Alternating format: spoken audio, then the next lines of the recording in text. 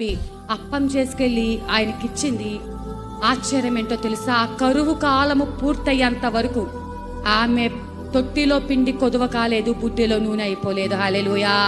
ఆ కరువు కాలం అంతా కూడా ఆ విధవరాలు కుమారుడు పోషించబడ్డారు. ఇక్కడ దేవుడు సెలవిస్తున్న మాట, ఒకవేళ ఆమె అపనమ్మకముతో గాని అవిశ్వాసము చేతతో గాని, లేకపోతే దేవుడు ఇస్తాడంటావా? దేవుడికి ఏమైనా లేదా? నన్నెందుకు అడుగుతున్నాడు? ఎవరింటికి ఉన్న వాళ్ళ ఇంటికి వెళ్ళొచ్చు కదా, పెద్ద పెద్ద ఉన్న వాళ్ళ ఇంటికి ఆ ప్రవక్త వెళ్ళొచ్చు కదా, ఎందుకు ప్రవక్త లేనోళ్ళ ఇంటికే వచ్చాడు? ఎందుకు అంటే ఆమెను పోషించడానికి. ఎందుకు అంటే కష్టంలో, నష్టములో, శ్రమలో, కరువులో దిక్కు లేక మిగిలిన వాళ్ళకి యజమానులు ఉండి ఉంటారు. కానీ ఈమెకి యజమానుడు లేడు, ఆ బిడ్డకు తండ్రి లేడు.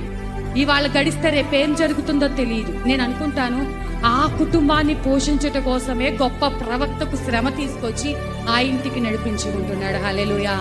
కాబట్టి దేవుడి సన్నిధిలో దేవుని పని కోసము నువ్వు 1 రూపాయి ఖర్చు పెట్టినా అది దేవుని సన్నిధిలో లెక్క ఉంటుంది.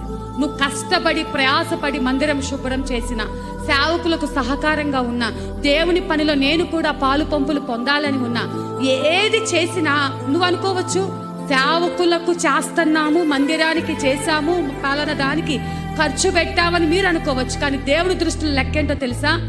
మీరు దీవించబడటం కోసం మీరు దేవుని పనిలో చేసిన ప్రతి పని దేవుడు మీకు ఆశీర్వాదం కలగజేస్తాడు. హల్లెలూయా!